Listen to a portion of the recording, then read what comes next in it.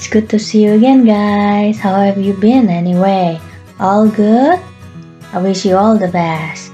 Well, pernah kepikiran gak sih kalimat bahasa Inggris itu yang kayak apa sih? Gimana cara membentuknya? Terdiri dari beberapa komponen. Apa saja komponennya? Let's check it out then.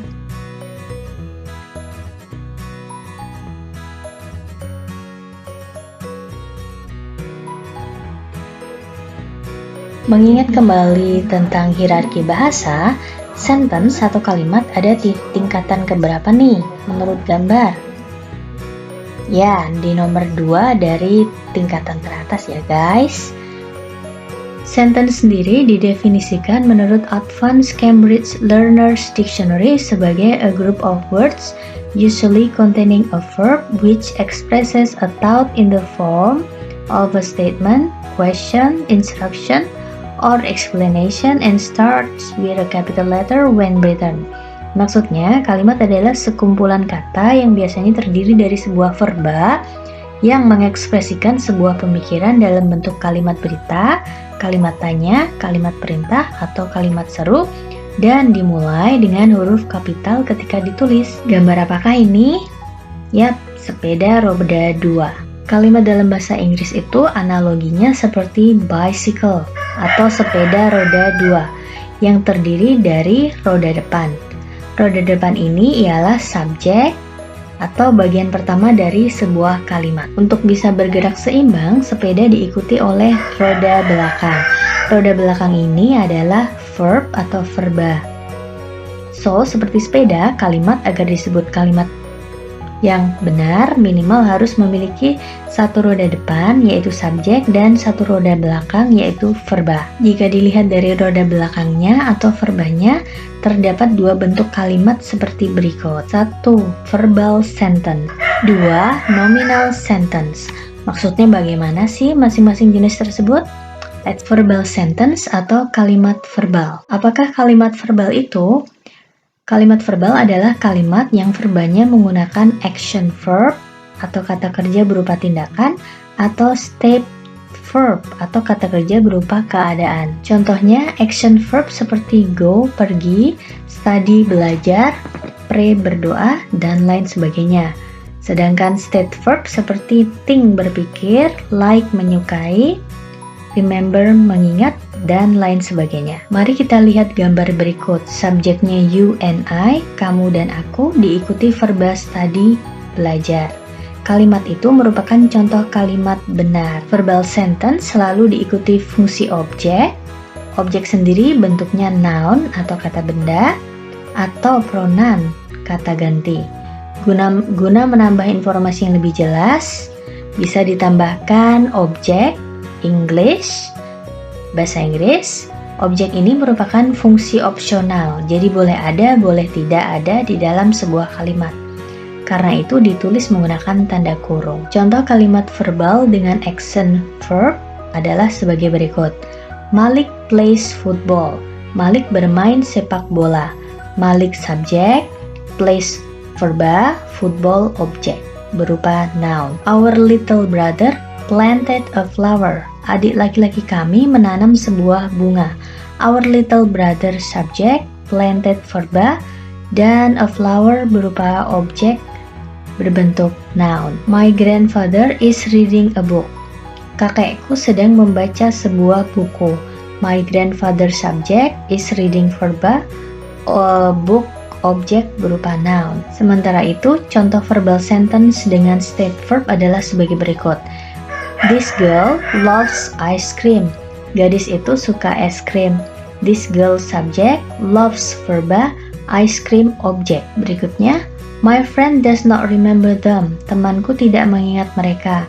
My friend subject, does not remember verb, them objek berupa pronoun. This boy will want vegetables. Anak lelaki ini akan menginginkan sayur mayur. This boy subject, will want verb, vegetable object berupa noun. Bentuk kalimat yang kedua ialah nominal sentence atau kalimat nominal. Kalimat ini verbanya menggunakan verba atau kata kerja be. Variasi bentuk verb be adalah is, am, are, was, were, will be, has been, have been, had been, dan modal ditambah be bisa berupa would, shall, should, can, could, must, have to diikuti be. Yuk kita simak gambar berikut. Subjek you and I, kamu dan aku. Verba are not, bukan, merupakan bentuk kalimat yang memenuhi syarat struktur kalimat yang benar, namun tidak memiliki makna, jadi kalimat ini dianggap salah. Agar memiliki arti, kalimat nominal ini diikuti dengan fungsi komplement atau pelengkap dengan bentuk noun, kata benda, adjektif, kata sifat, dan adverb, kata keterangan.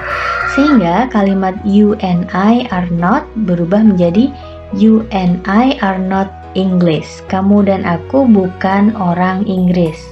You and I are not English merupakan bentuk kalimat yang benar secara struktur dan makna. Yuk kita simak contoh yang lain.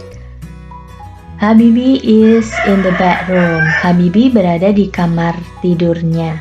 Habibi subject, is verba, in the bedroom complement berbentuk adverb of place atau keterangan tempat. The workers must be happy as they got pay rise. Para pegawai pasti senang karena mereka mendapat kenaikan gaji. The worker subject must be verba, happy complement berbentuk adjektif atau kata sifat, as they got pay rise adverb of reason atau keterangan sebab. Pak Jalaluddin has been a fireman for 5 years. Pak Jalaluddin telah menjadi pegawai pemadam kebakaran selama 5 tahun. Pak Jalaluddin subject has been verba, a fireman complement berbentuk noun, 4 years merupakan adverb of time atau keterangan waktu. Kemudian, apakah adverb atau kata keterangan itu seperti keranjang sepeda? Let's check it out. Apakah keranjang sepeda bisa ditaruh di depan setang sepeda? Ya, bisa. Keranjang sepeda bisa ditaruh di depan setang sepeda. Apakah bisa ditaruh di belakang saddle sepeda? Ya, bisa. Apakah bisa ditaruh di tengah, di antara setang dan saddle sepeda? Ya, bisa. Yuk kita lihat pengaplikasiannya di kalimat. You and I study English in laptop. Kamu dan aku belajar bahasa Inggris di laptop. Adverbnya terletak di belakang. In laptop. Every day, you and I are not English. Setiap hari kamu dan aku bukan orang Inggris. Adverbnya everyday ternyata bisa terletak di depan. Berdasarkan contoh-contoh di atas, adverb dalam kalimat ternyata bekerja seperti keranjang sepeda, yang mana bisa mengambil posisi di depan subjek, di antara subjek dan verb, dan di belakang verb. Well, itulah sedikit penjelasan tentang bentuk dasar kalimat dalam bahasa Inggris. Kalimat bahasa Inggris mengenal dua bentuk, yaitu kalimat verbal dengan verb berupa action verb dan state verb, dan kalimat nominal dengan verb berupa bentuk be. Nah, ada komentar atau pertanyaan nggak nih guys terkait materi sentence? Yuk share di kolom komentar di bawah ya. Nah, see you again with Miss Hari and another topic then. Bye.